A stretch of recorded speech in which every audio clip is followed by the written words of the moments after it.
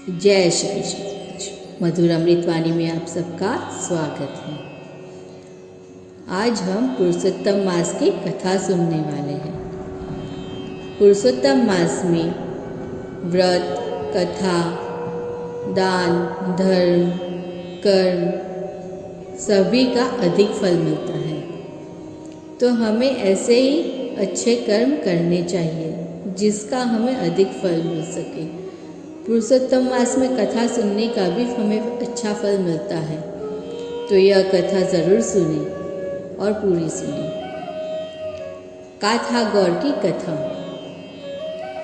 पवित्र पुरुषोत्तम मास आया है। भाविक स्त्री पुरुष पुरुषोत्तम भगवान का रत्न करते हुए नदी पर स्नान करने के लिए जाते हैं। पुरुषोत्तम मास की कथा वार्ता सुनते हैं और मुख से प्रभु का नाम का रत्न करते हुए घर वापस आते हैं। और हर गांव में सब लोग गांव में नदी पर स्नान करने भी जाते हैं। एक गांव था, वहाँ एक बुढ़िया रहती थी। उसके 2 पुत्र थे, 2 बहुएं थी। फिर भी बुढ़िया को अलग रहना पड़ता है। दोनों बहुएं भी अलग रहती हैं। इस तरह तीनों अलग अलग घरों में रहते हैं, मगर त्योहार के दिन सब साथ में मिलकर आनंद करते हैं। बुढ़िया हर दिन नदी पर स्नान करने जाती है। छोटे पुत्र की बहू भी नहाने जाती है। काथा गौर का पूजन करके घर वापस आती है, मगर बड़े बेटे की बहू को धर्म से ज़्यादा घर में रस है। उसे पैसे का अभिमान है, रूप का अभिमान है। इसलिए मेरा घर, मेरा पति, मेरा पुत्र, मेरी पुत्री, मेरा धन कहकर जल कुकड़ी बन के घर में ही बैठी रहती है। देवरानी नदी पर स्नान करने जाती है और अपनी जेठानी याद आती है। एक दिन दिल की भोली देवरानी नदी पर नहाने जाते समय जेठानी के घर पर गई और कहने लगी, भाभी आज आप भी मेरे साथ नदी पर नहाने के लिए चलो। वहाँ नहाकर काथा गौर का पूजन करके पुरुषोत्तम मास की कथा सुनकर प्रभु शरण करते हुए घर पर वापस आ जाएंगे। जेठानी बोली, वह तो नटखरी का काम है। जिनके पास काम नहीं होता है वही नदी पर नहाने जाती है और पूरे गांव की निंदा करती है। यह काम मेरा नहीं है। मेरे पास इतना बड़ा घर है, इनको संभालने में ही कहाँ समय मिलता है। वैसे भी मैं अकेली थोड़ी हूँ। मेरा पति पेढ़ी पर से आते हैं, मेरा पुत्र स्कूल से आएगा, बेटी ससुराल से आने वाली है, बहू भी मायके से आने वाली है और सगा संबंधी भी आ सकते हैं। फिर मुझे तो कहाँ समय मिलेगा, कहाँ फुर्सत ही कहाँ मिलने वाली है। तुम निरान से व्रत कर, मुझे व्रत करने का समय कहाँ है। देवरानी को यह सब सुनकर बड़ा दुख हुआ। वह तो अपनी सास के पास दौड़ के चली गई और सब बातें कह सुनाई जो उसको उसकी जेठानी ने कही थी। सासू कहने लगी, जिसको भगवान सुख देते हैं वह भगवान को ही भूल जाते हैं। भगवान की भक्ति बिना संसार सार है। ऐसा तेरी जेठानी समझ सके तो अच्छा है, न समझे तो इसका नसीब। इसमें मैं या तू क्या कर सकते हैं। देवरानी प्रतिदिन नदी पर स्नान करके काथा गौर की कथा वार्ता सुनती है और जेठानी घर में बैठी बैठी दूसरों की निंदा करने में बाज आती नहीं है। काथा गौर देवरानी की भक्ति से प्रसन्न हुई और जेठानी पर कोपायमान। गौरमा ने जेठानी को शाप दिया। इसका परिणाम यह आया कि पति पेढ़ी पर से आया नहीं, पुत्र स्कूल से आया नहीं, बेटी ससुराल से आई नहीं, न तो सगे वहाले आए और नाते सिम्मे से पशु आए। झूलते हुए पारना अटक गए। सब कार्य उल्टे होने लगे। ऐसा देखकर जेठानी घबरा गई और रोती हुई देवरानी के घर गई।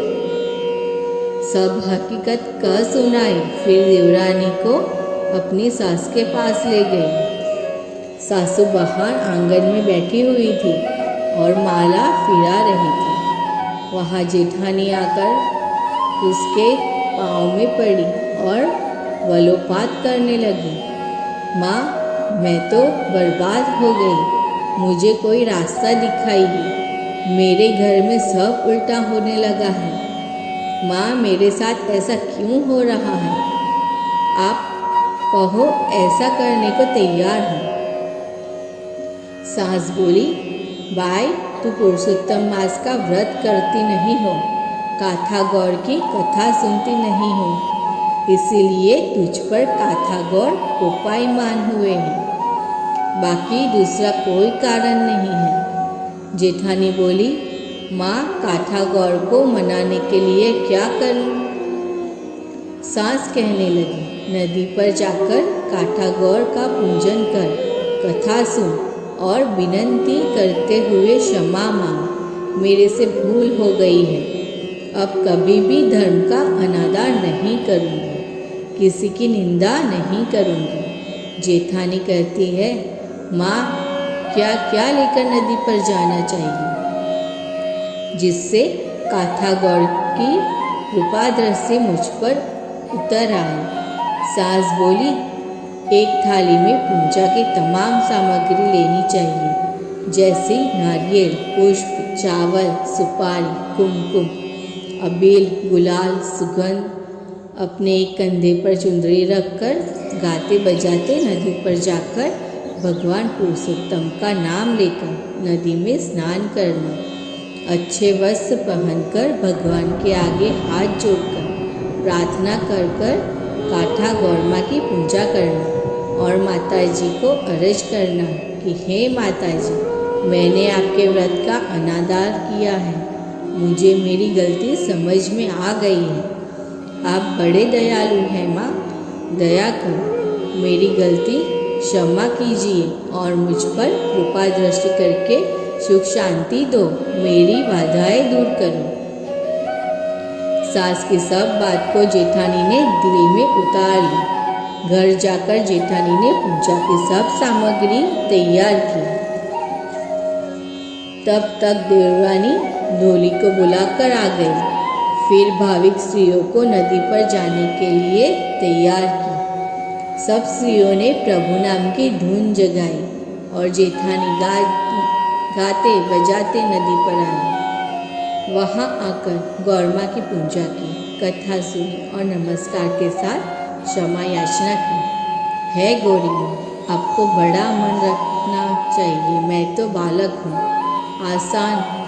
अगर मुझसे भूल हो जाए तो आपको इसको सुधारनी चाहिए। बच्चों से कभी भूल हो जाती है। अरे माँ, छोड़ू कछोड़ू हो जाए मगर मावतर का मावतर नहीं होना चाहिए। जेठानी ने इस तरह पूजन अर्चन करके अपने घर पर वापस आ गई। अपने मन और तन में आनंद छा गया। अपना पति वापस आ गया। स्कूल पर गए हुए बच्चे वापस आए। परिवार जन आने लगे। पशु भी वापस आने लगे।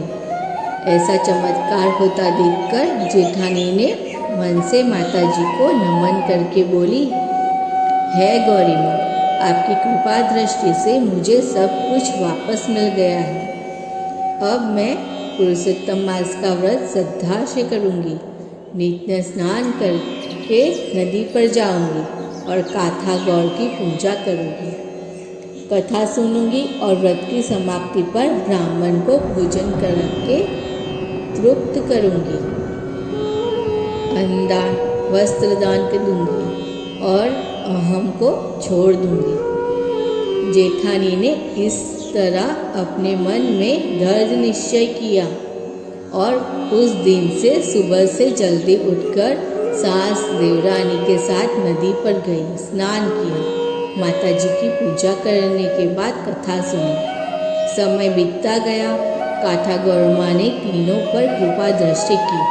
सब हिल मिलकर रहने लगे। गुड़िया भी अपनी बहू के साथ रहने के लिए चली गई। घर परिवार में फिर से खुशियाँ आ गई। भगवान से यही कृपा करनी चाहिए पुरुषोत्तम मास में के सभी घर में ऐसी खुशियाँ आए।